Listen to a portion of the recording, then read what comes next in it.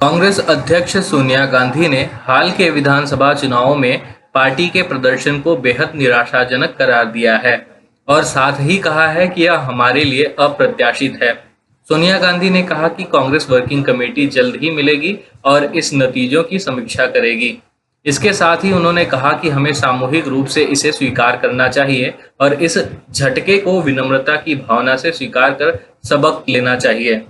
Congress parliamentary party की virtual mode में हुई बैठक में सोनिया गांधी ने कहा कि दुर्भाग्यवश सभी राज्यों में हमारा खुद का प्रदर्शन निराशाजनक रहा है। मैं इसे अप्रत्याशित कह सकती हूँ। सीडब्ल्यूसी जल्द ही बैठक करके परिणामों की समीक्षा करेगी।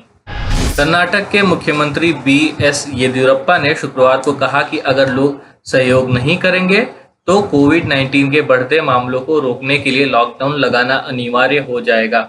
उन्होंने कोरोना वायरस के मामले चिंताजनक रूप से बढ़ने के मद्देनजर शुक्रवार शाम की अहम बैठक से पहले यहां अनम्मा देवी मंदिर के पास पत्रकारों से कहा कि लोग सही तरीके से जनता कर्फ्यू का पालन नहीं कर रहे हैं, वे हमारी चेतावनियों को गंभीरता से नहीं ले रहे हैं, इसलिए लॉकडाउन लगाना जरूरी हो सकता है। केंद्रीय आवास और शहरी मामलों के मंत्री हरदीप सिंह पुरी ने सेंट्रल विस्टा प्रोजेक्ट मामले में कांग्रेस पार्टी पर निशाना साधा है। पुरी ने एक ट्वीट करके कहा कि सेंट्रल विस्टा प्रोजेक्ट पर कांग्रेस पार्टी का ऐतराज अजीब है। सेंट्रल विस्टा परियोजना की लागत कई वर्षों से लगभग 20,000 करोड़ रुपए है। भारत सरकार ने टीकाकरण के लिए लगभग 2 बार राशि आवंटित की है। देश का केवल इसी वर्ष health care budget 3 lakh crore रुपए है। हम अपनी प्राथमिकताओं को समझते हैं। एक ट्वीट में उन्होंने कहा कि कांग्रेस का दोहरा रवैया रहा है। कांग्रेस ने यूपीए सरकार के समय कांग्रेस पार्टी ने ही नई संसद की जरूरत बताई थी। स्पीकर ने साल 2012 में इस संबंध में शहरी विकास मंत्रालय को खत भी लिखा था। दिल्ली में ऑक्सीजन के लिए मचे हाहाकार के बीच दिल्ली हाई कोर्ट ने आम आदमी पार्टी के विधायक इमरान हुसैन को तलब किया है। अब विधायक इमरान पर ऑक्सीजन की जमाखोरी करने और उसे लोगों में वितरित करने का आरोप लगा है। मामले में याचिका पर सुनवाई करते हुए दिल्ली हाईकोर्ट ने शुक्रवार को इमरान हुसैन को नोटिस जारी कर जवाब मांगा है। हाईकोर्ट ने दिल्ली सरकार से भी इन आरोपों पर जवाब मांगा है। केंद्र सरकार के शीर्ष वैज्ञानिक सलाहकार ने कहा है यदि जरूरी कदम उठाए गए तो भारत कोरोना वायरस की तीसरी लहर को चकमा देने में सफल हो सकता है।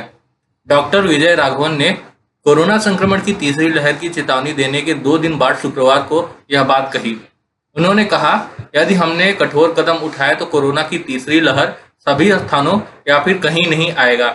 यह इस बात पर निर्भर करता है कि स्थानीय स्तर पर गाइडलाइंस को राज्यों, जिलों और शहरों में कितने प्रभावी तरीके से लागू किया जाता है।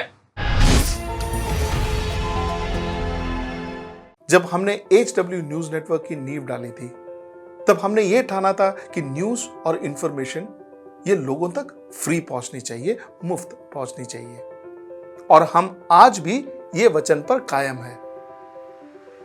पर जैसे आपको मालूम है न्यूज चैनल चलाने के लिए पैसों की जरूरत है, तो हमको सबको न्यूज फ्री पहुंचाने के लिए कुछ मेंबर्स और कुछ सपोर्टर्स की जरूरत है। जी हां, मेरी आप सबसे गुजारिश कि आप सब HW न्यूज हिंदी की मेंबरशिप को ग्रहण करें।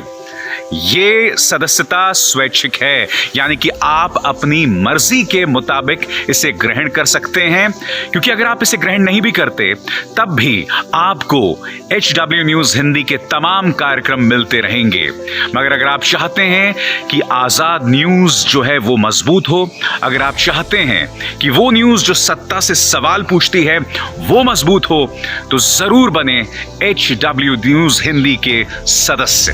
जो लोग हमारे 89 रुपए प्रति महीने वाले कार्यक्रम से जुड़ेंगे उनके लिए HW न्यूज का बैच विश मिलेगा।